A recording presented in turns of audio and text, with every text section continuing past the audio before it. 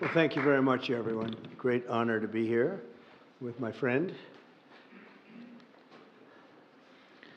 I'm delighted to welcome President Macron back to the White House.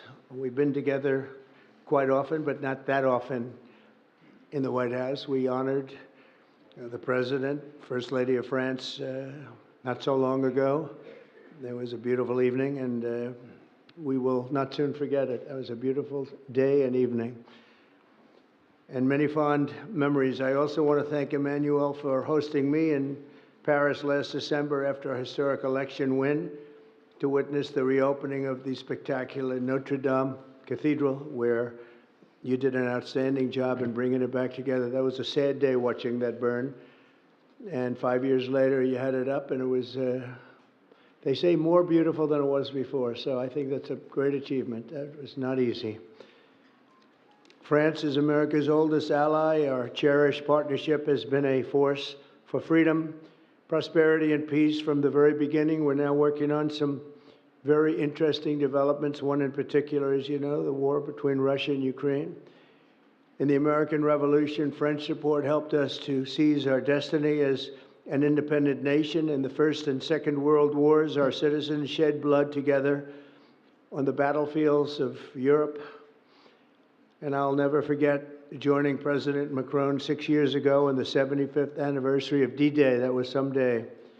The purpose of our meeting today is to end another battle, a really horrible one, a war, something that we haven't seen since the Second World War, that is ravaging European soil, the deadliest and most destructive conflict that one can imagine. I've seen the pictures, I've seen the satellite photos and lots of other photos, and it's a horrible thing that's happening. Thousands of people are dying a week. This very day is the third anniversary of the invasion of Ukraine, which would never have happened if I was president. That was not going to happen. The horrors of this gruesome and bloody war can scarcely be overestimated. Hundreds of thousands of people, Russians and Ukrainians in particular, have needlessly died. An entire generation of Ukrainians and Russian men has been decimated. 1,000-year-old cities have been turned into rubble. Those beautiful spires that you used to see there, they were most beautiful in the world, they say, are lying in heaps of rubble, blasted to smithereens. It's time to end this bloodletting and restore peace, and I think we're going to do it. We've had some great conversations, including with Russia. Since my return to the White House, we've made more progress toward that goal in 1 month than occurred in the past 3 years. And I've spoken with both President Putin and President Zelensky. And again, a lot of good things toward peace are happening, moving it, I think, pretty quickly. Last week, Secretary of State Marco Rubio, National Security Advisor Michael Waltz, and Special Envoy Steve Witkoff conducted successful talks in Saudi Arabia with the delegation from Russia, and I'd like to thank the Kingdom of Saudi Arabia and the King and Mohammed, great people. They're really working hard to get this done. Our focus is on achieving a ceasefire as soon as possible and ultimately a permanent peace. My meeting with President Macron today was another important step forward in that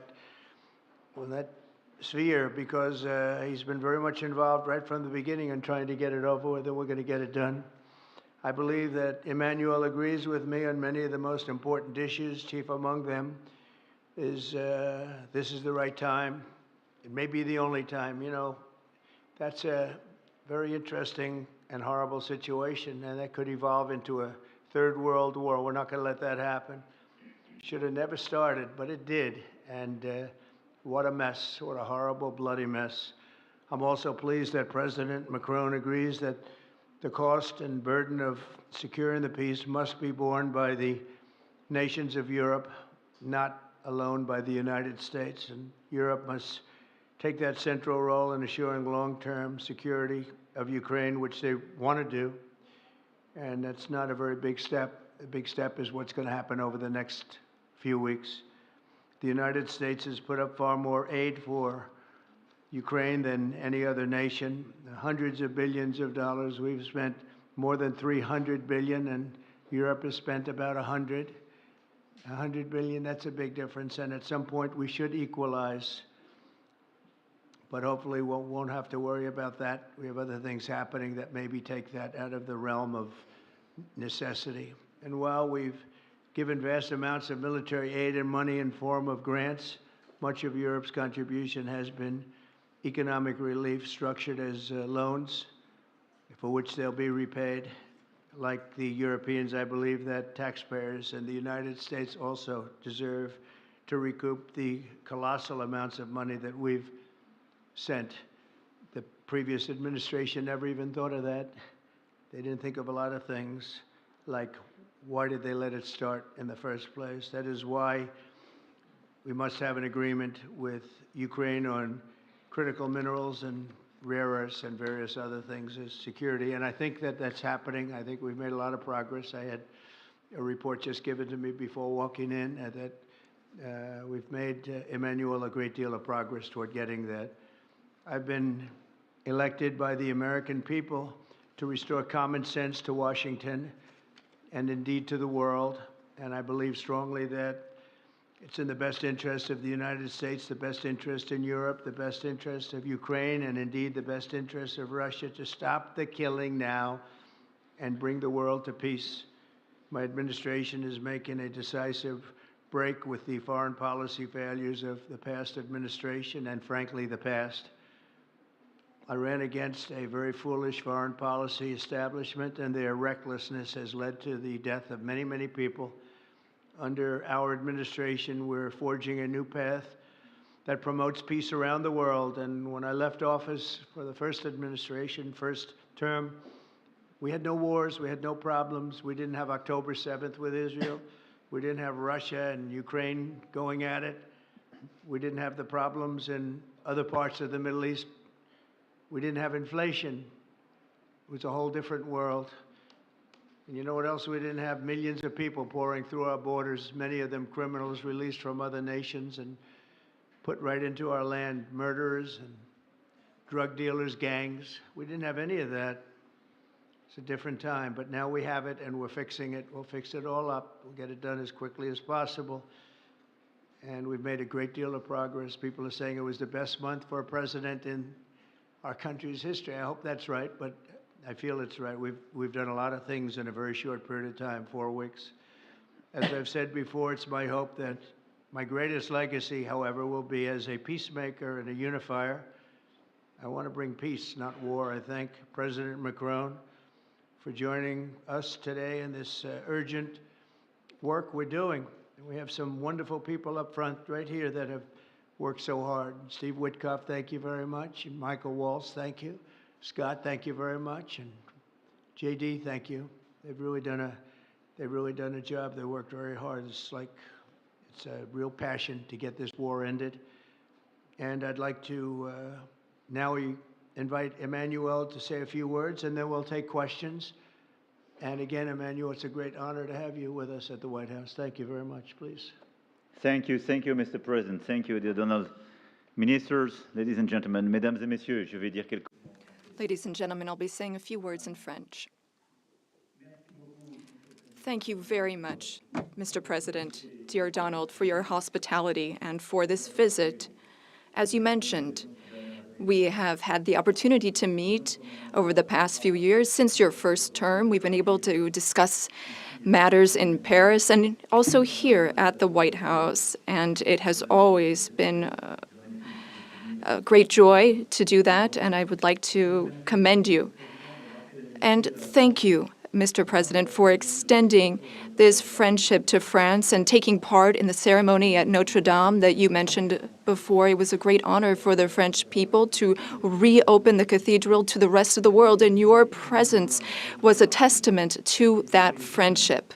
As the President said, this friendship dates back to the Revolutionary War, since the beginning of the United States. And whenever we've needed to, we've been able to come together and be on the right side. We've been able to be united to defend peace and sovereignty. namely in the two world wars that marked the 20th century, from Lafayette to Pershing and to the many Americans who landed on Omaha Beach. And we spoke earlier before, and you mentioned that one of those gentlemen was able to visit you here, one of the veterans.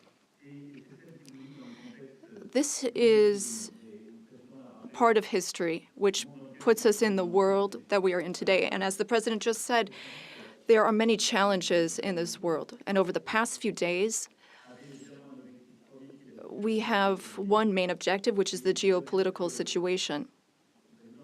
Mr. President, I really wish to thank you for making changes to your schedule to meet with us so quickly. I think we've made very substantive steps forward during our discussions, and this is a major step in what we're experiencing today.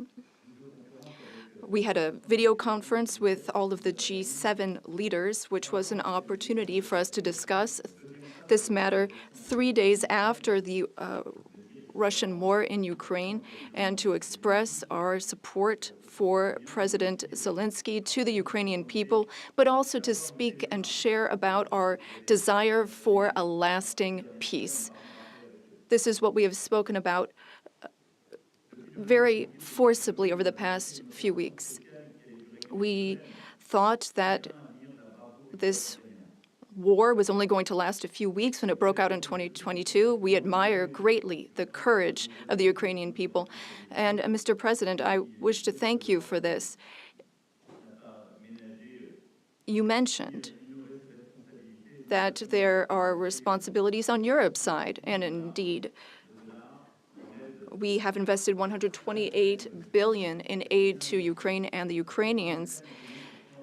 Ukraine has been able to hold the front of our collective security. It's fought over these past few years for its independence and for its sovereignty, but also for our collective security, because I think that no one in this room wants to live in a world where it's the law of the strongest and international borders can be violated from one day to the next by anyone.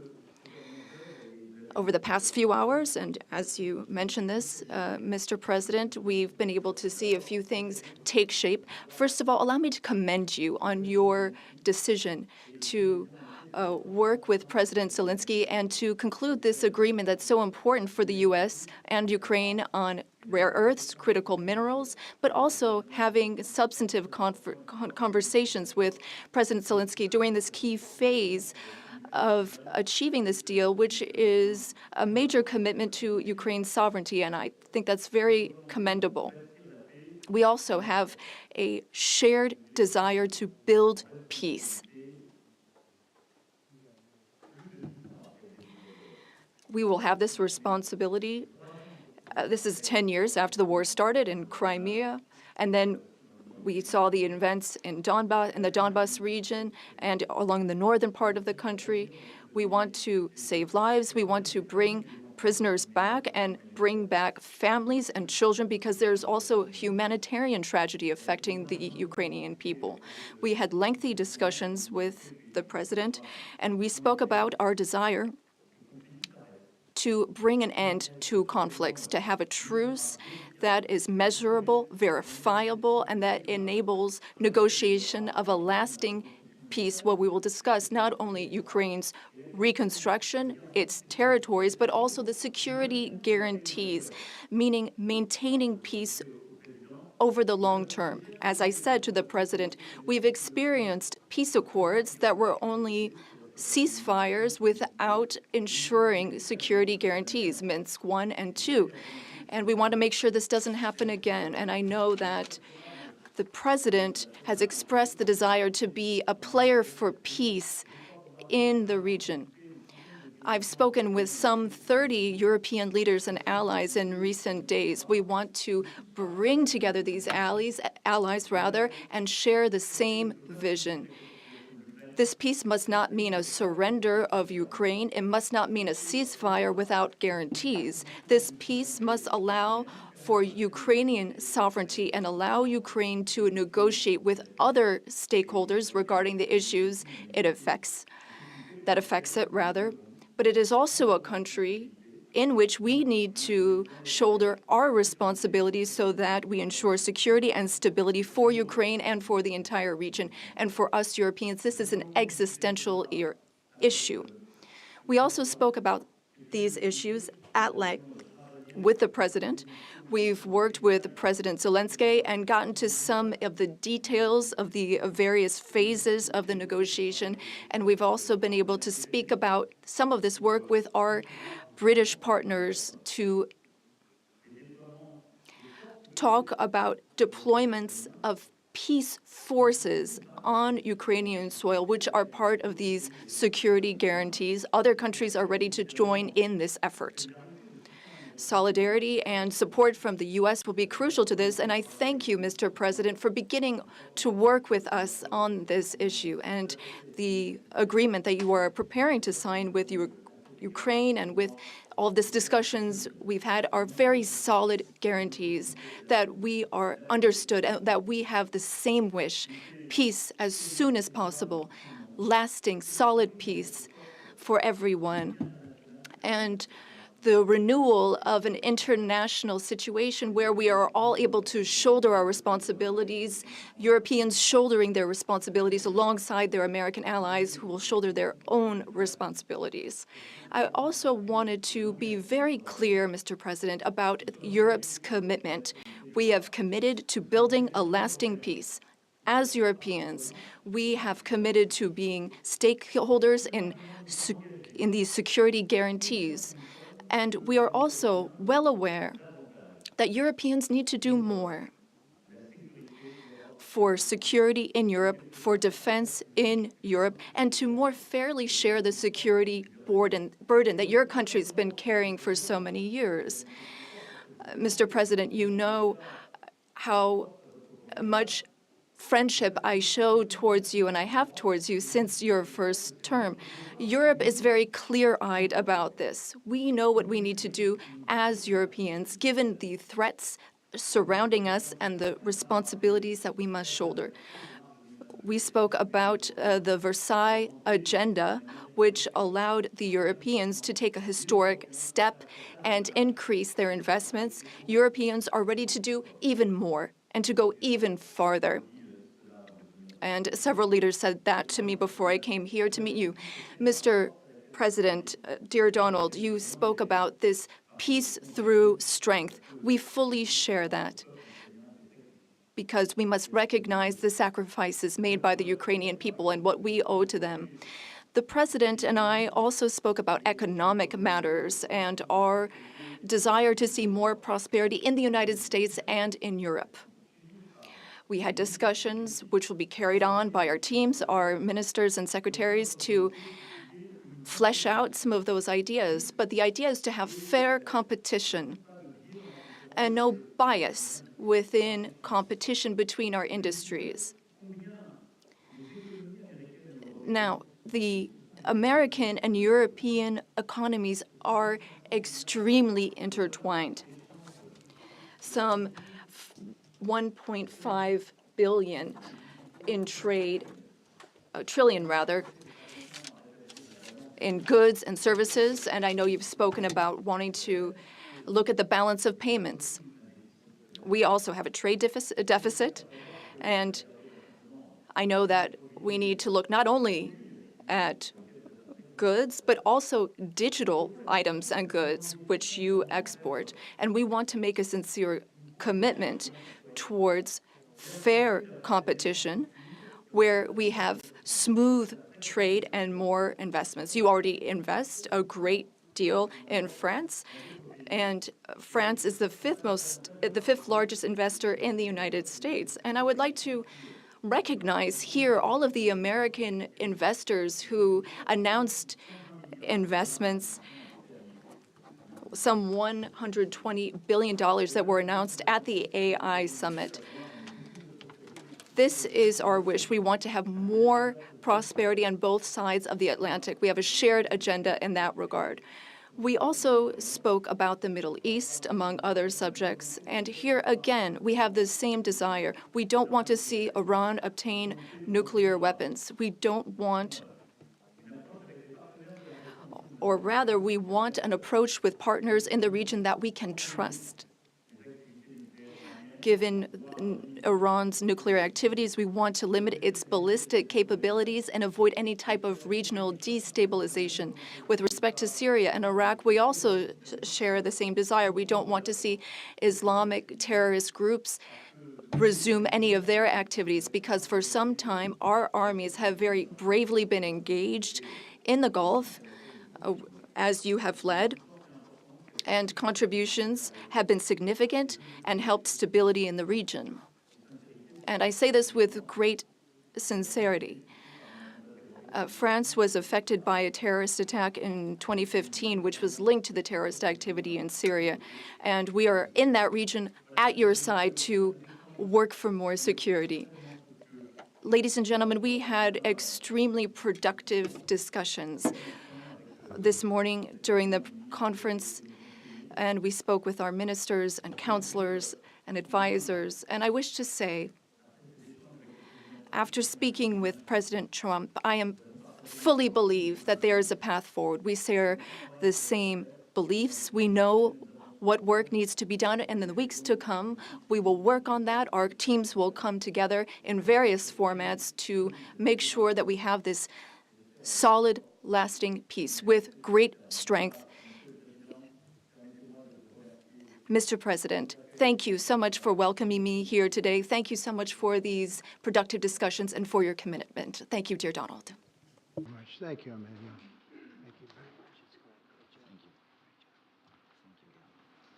much. Okay, thank you very much. Brian, would you like to ask a question? Go ahead. Mr. President, welcome, President Trump.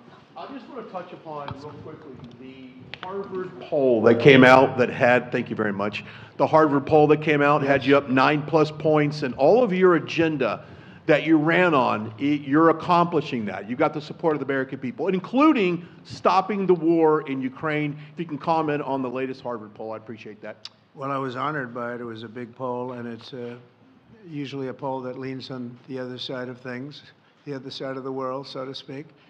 But the Harvard poll is a respected poll, and it has us not only leading, but leading by a lot, and leading on every single issue that we've talked about. And as I said, we've become the party of common sense, and I think that's a very important element now, common sense, because what's happening in the world and even in this country, some of the things that took place, many of them are now canceled, and the rest are being canceled as we speak. But we've moved very rapidly and I think very effectively. So I was honored by that poll. Thank you very much. Appreciate it. Go ahead, please, go ahead. Mr. President, you said before that you would like to see Russia. Yes, go ahead.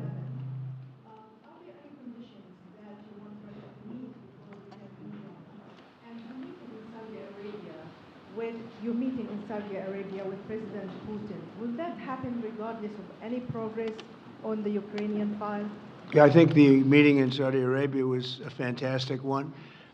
We met with the Crown Prince, who's a fantastic young guy. He's young, but with great imagination and tremendously respected all over the world. And he goes right to the king, and the king is incredible. Gotten to be friends with both of them very much, and they want to see this ended, and they're going all out to make sure that it is ended. I think Russia, likewise, I've spoken to President Putin, and my people are dealing with him constantly, and his people in particular. And they want to do something. I mean, that's what I do. I do deals. My whole life is deals. That's all I know is deals. And I know when somebody wants to make it and when somebody doesn't. I will say this, before I came here, there was no communication with Russia whatsoever, and Russia wasn't answering calls. They were not talking to anybody. They wouldn't talk to anybody, and people sort of accepted that as being that they want to go forward and just keep going without stop. But when I got here, one of the first calls I made was to President Putin, and we were treated with great respect, and they want to end this war.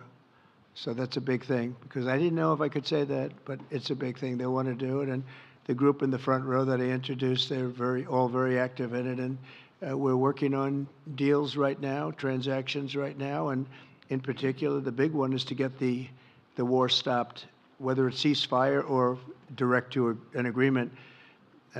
I'd like to go directly to an agreement, but ceasefire will always happen a little bit quicker. And every day you're saving thousands, or at least hundreds, but thousands in some cases, lives. So we want to see if we can get that done very quickly.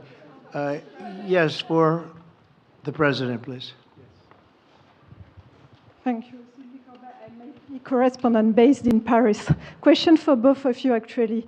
Mr. Macron, you were one of the last Western leaders to speak to Putin before Ukraine's invasion.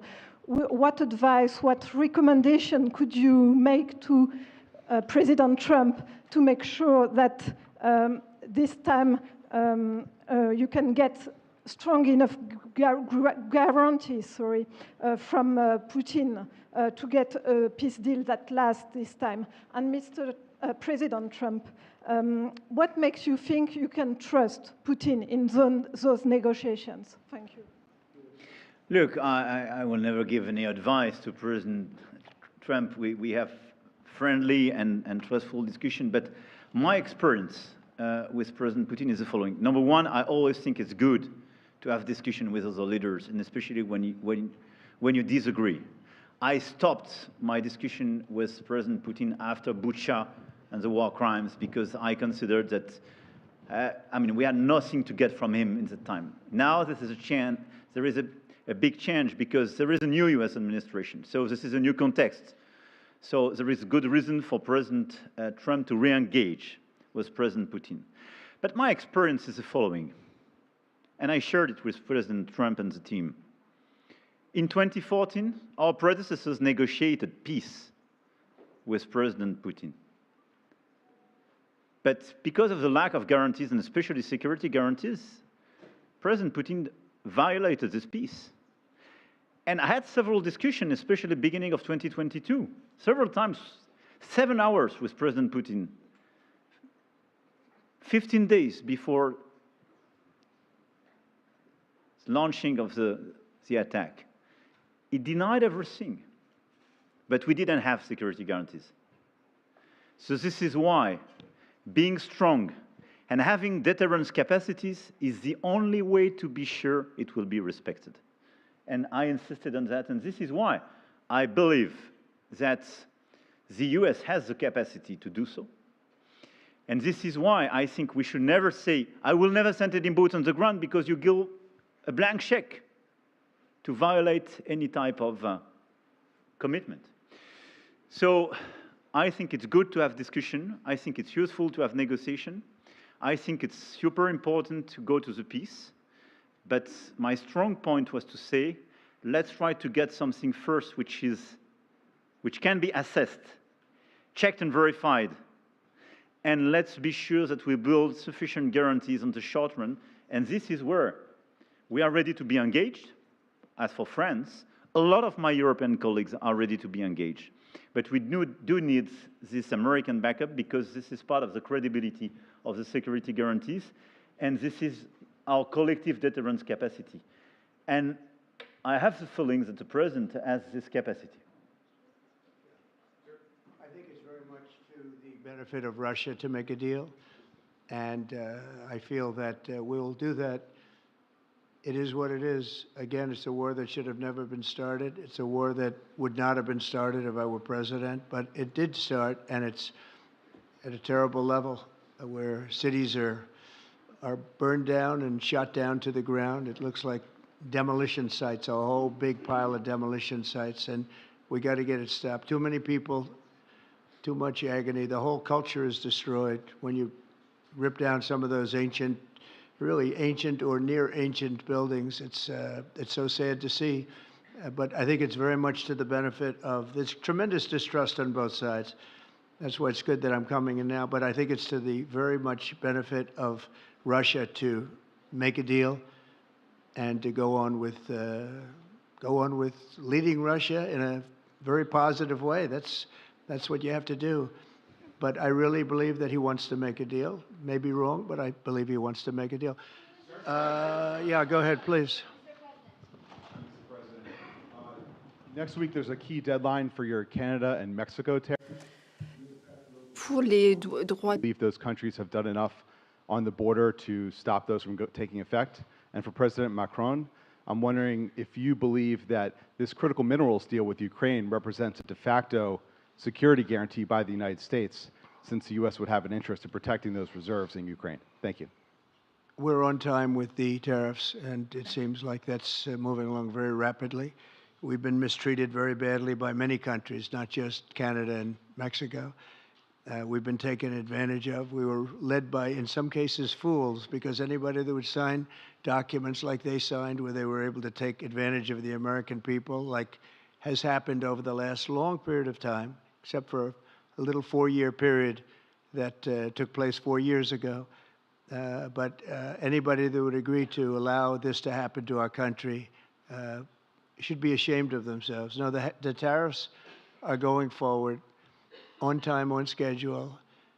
This is an abuse that took place for many, many years.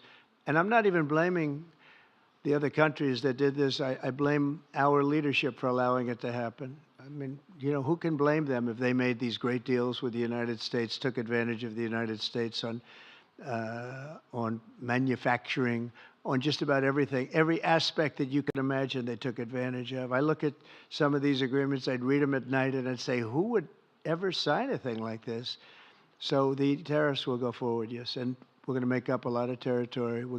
All we want is reciprocal. We want reciprocity. We want to have the same. So if somebody charges us, we charge them. It's very simple, but it'll be very good for our country. Our country will be extremely liquid and rich again. Plus, we're doing other things, as you know. We're finding tremendous waste, fraud, and abuse at levels that nobody thought possible. You're seeing what's going on. And that was also part of the Harvard poll. Do you agree with what President Trump is doing with Elon and others that are looking for the waste, fraud, and abuse? And the numbers were staggering. It was like 70% to 2%. Everybody wants to find out. They don't like it. And, you know, the radical left or whoever it may be starts screaming about the Constitution, but it has nothing to do with the Constitution. It has to do with fairness to this country.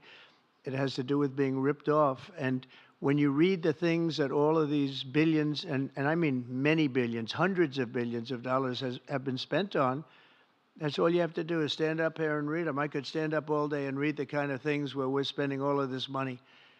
The good news is that when you think of how rich a nation we can be when we get rid of this, you know, sometimes you'll buy a company and you'll see it was really well run. They accounted for every penny.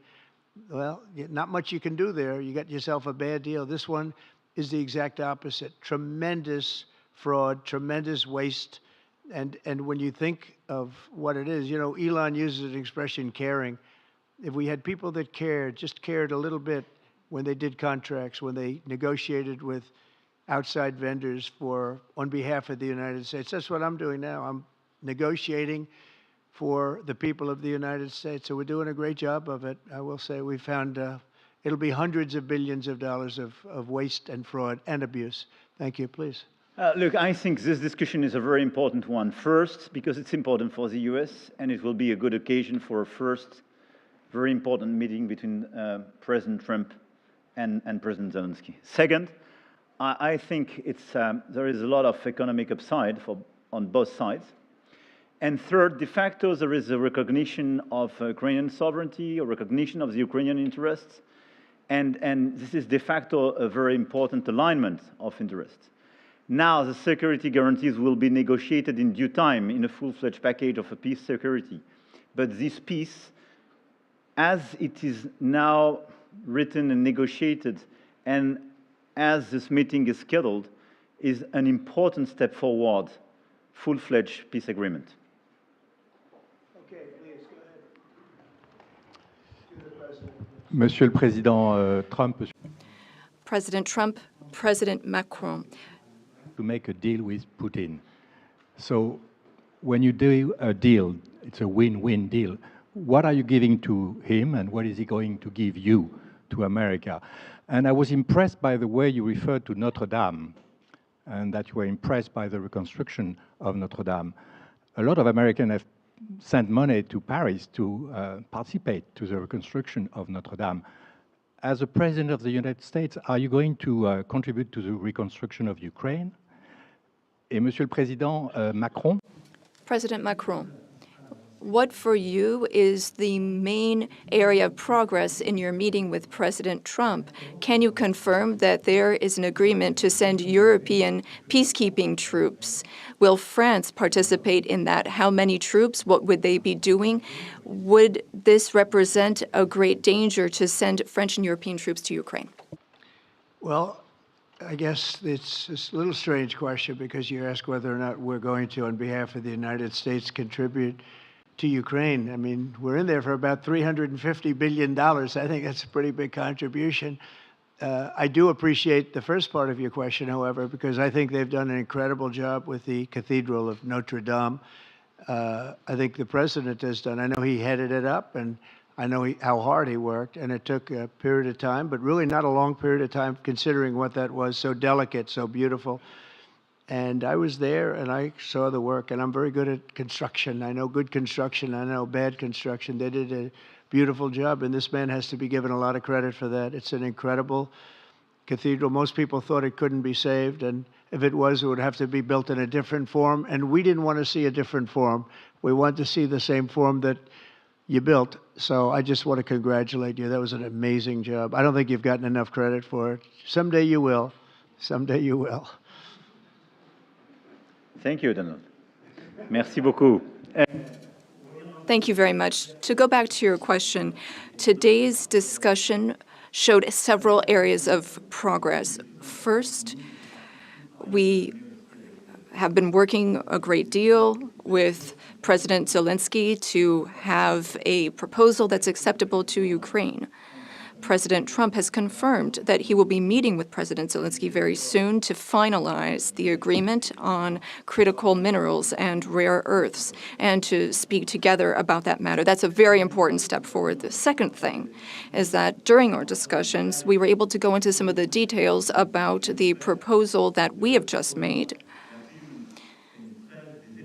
to have a truce, a peace, and be able to measure that and then structure our discussions on that basis. France and several other European countries, along with Ukraine, are hard at work to build this lasting peace with very specific points, including security guarantees, the territories that belong to Ukraine, the issue of reconstruction, the economy, and critical minerals. We've been able to go into the details of those proposals. The third area of progress, which really mark a turning point, is the fact that we were able to talk about the details of the security guarantees. And the president has shown this over the past few days, and he said so a moment ago. We want peace. He wants peace. We want peace swiftly, but we don't want an agreement that is weak. The fact that there are Europeans that are ready to engage to provide for these security guarantees. And now there's a clear American message that the U.S., as an ally, is ready to provide that solidarity for that approach. That's a turning point, in my view. And that is one of the great areas of progress that we've made during this trip and during this discussion. When it comes to troops, in the past, a year ago specifically, we saw a reason to talk about sending troops for strategic regions. Today, when we talk about troops, we're talking about sending them in after we've negotiated a lasting peace. And once we have that solid, lasting peace, that's part of an agreement signed by Ukraine, signed by Russia, and for which we will provide the guarantees, then at that point, and recently, France has worked with the UK to provide its contributions. We've worked on plans. We've worked with our militaries not to go to the front lines, not to go into occupied territories, but as a show of support to show that we have a negotiated peace signed by both sides, and that is a peace we will preserve. So these would be peaceful deployments of troops, not for combat. These would be deployments of an assurance force. They would be limited, but they show solidarity. I've also spoken with all of our allies, and there are European and non-European allies who are ready and willing to take part in that effort. Countries have helped Ukraine maintain its military capabilities in terms of the number of soldiers it has, equipment, whereas others have provided logistical support on the ground. The question is whether or in what form the U.S. will contribute, and during our discussions, and during the discussions with Russia, we've understood that this would be acceptable to Russia, and that's a very important area of progress. And that means that in this context, the Europeans will shoulder their part of the burden, their share of the burden.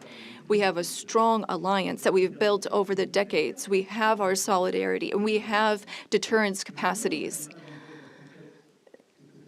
What does it mean? Would it be dangerous?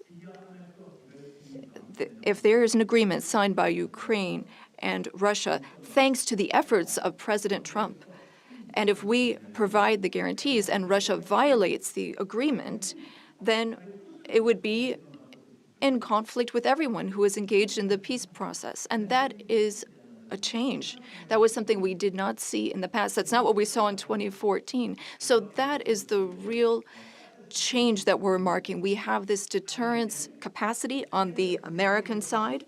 We have the capacity for engagement on the European side, and that's something we're going to continue working on together. It's not dangerous, but it's credible.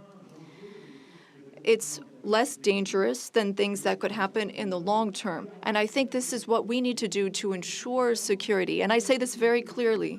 We're also talking about security for Europeans. I've been saying this for weeks now. If we do not guarantee the security of this territory within Europe, then how can we guarantee our own security for one and all? We live just 1,500 kilometers from Ukraine, and the Germans and Polish are even closer. So our collective security is important. We need to answer this call for Europeans to be more engaged, and Americans will be there still in solidarity. Europeans are working for their collective security, but I really think this was a turning point today in our discussions. Emmanuel, thank you very much. Great job, and it's been wonderful being with you. Say hello to your beautiful wife, and we will see you again soon. We'll be speaking often. We'll get this thing worked out. We're going to get it done. So important, and great job. Thank you.